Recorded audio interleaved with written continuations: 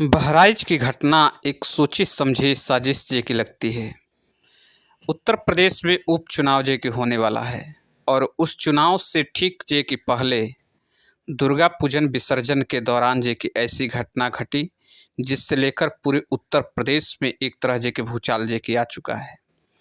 दोस्तों, इसके पहले बाबा सिद्दीकी को जो है कि मार गिराया गया, जो सलमान खान और शाहरुख खान के बहुत करीबी थे। उस जे के शख्स को जेल में कौन संरक्षण दे रहा है, इसका जे कि विषय ही कुछ अलग है। लेकिन अभी जो घटना घटित हुई है बहराइच में, इसे सभी विश्लेषक, सभी जे कि पत्रकार यही बता रहे हैं कि इसमें यह सोची समझी रणनीति है, राजनीति है। लेकिन अभी तक इसका जे कि मामला शांत नहीं हो रहा है। लगातार इस पर जे कि चर्चाएं जे कि बनती जा रही है, विषय गंभीर रूप से जे कि इसका जे कि लेते जा रहा है।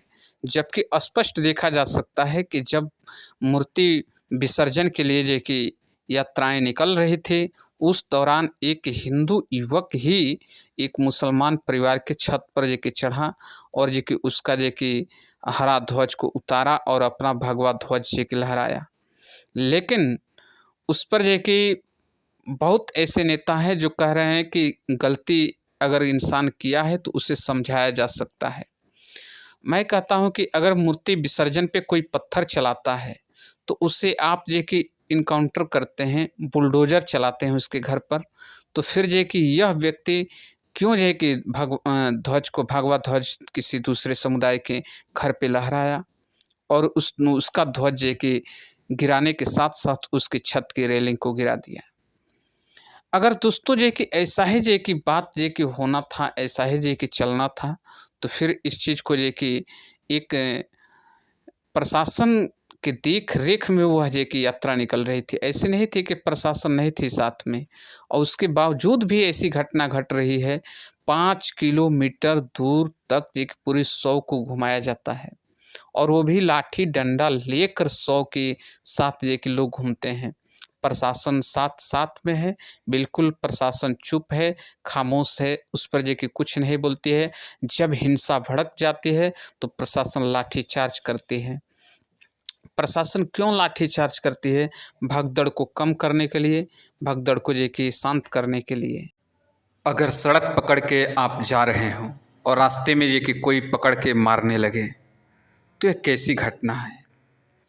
ठीक इसी प्रकार बहराइच में कुछ ऐसी घटनाएं घटी जिसको लेकर पूरे जे की भूचाल जे की मची हुई है।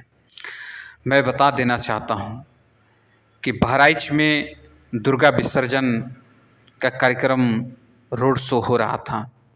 इसी दौरान एक हिंदू युवक एक मुसलमान परिवार के छत पर चढ़ता है, घर में जाता है, उसके बाद छत पर चढ़ता है और उसके बाद से उस घर पे लगा धार्मिक ध्वज को तोड़ता है, साथ में रेलिंग सहित जे कि गिरा दिया जाता है।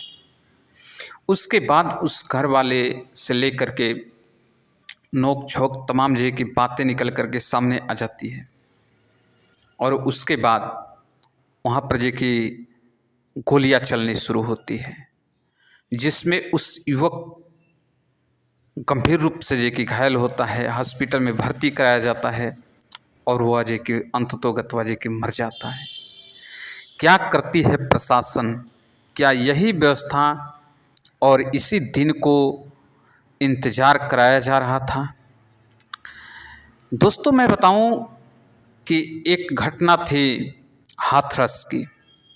उसमें एक महिला के, एक दलित युवक युवती के साथ जे कि बलात्कार हुआ और उस लाश को रातों रात जे कि पुलिस जे कि जला दिया।